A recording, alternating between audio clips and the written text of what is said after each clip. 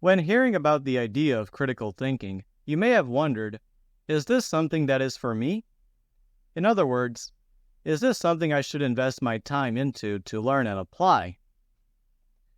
My answer to this is as follows. If you care about having more of your beliefs be true and less of them false, then critical thinking is for you. If you want to make more wise decisions, then critical thinking is for you. Finally, if you want your loved ones, such as your children, grandchildren, etc., to develop an attitude of caring about the previous 2 points, then critical thinking is for you.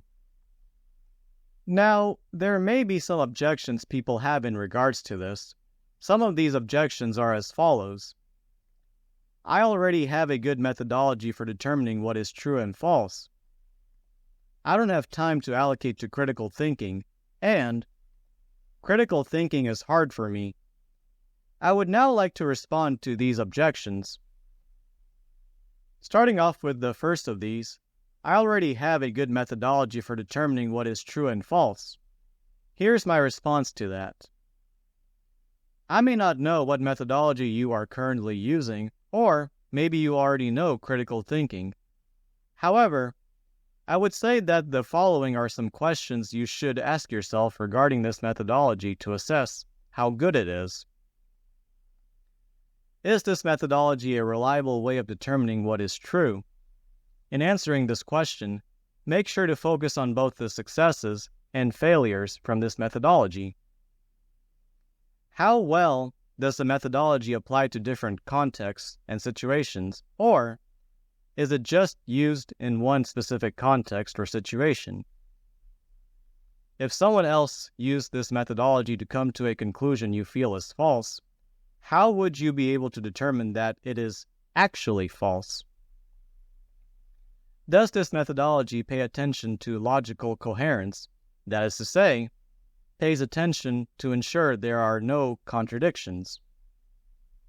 Does this methodology have respect for reality, that is to say, follows the information wherever it goes?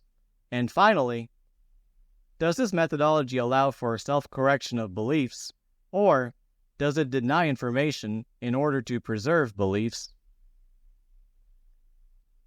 I would also note that critical thinking isn't necessarily about discarding your methodology. It is about enhancing and refining it.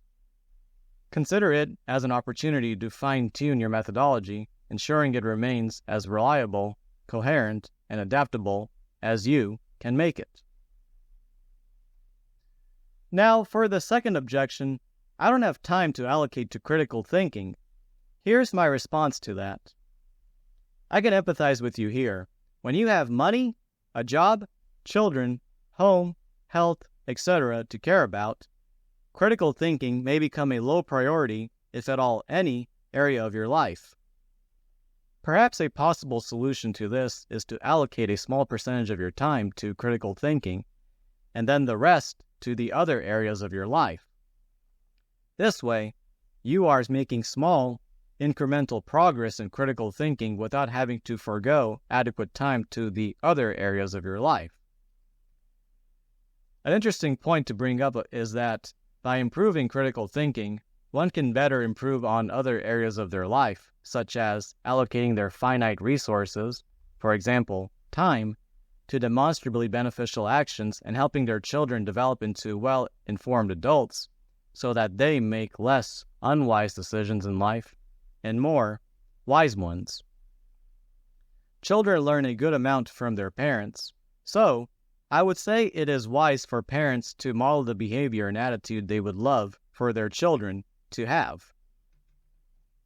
Finally, the third objection, critical thinking is hard for me. Here's my response to that. Don't beat yourself up. Be patient. You don't have to learn critical thinking all at once. Are you competing with someone else to learn critical thinking? Probably not. There are many resources available to facilitate learning critical thinking, such as this channel. Critical thinking should be a lifestyle and not a goal you accomplish once and then forget about.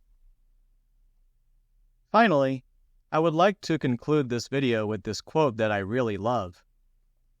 You can avoid reality, but you cannot avoid the consequences of avoiding reality. In other words, true things are true, no matter if you believe them or not. Therefore, I would say it is wise to ensure you are seeking out true things and molding your life around true things, not false things. I believe that critical thinking can help you with this endeavor, should you decide to take it. With that said, take care and think critically.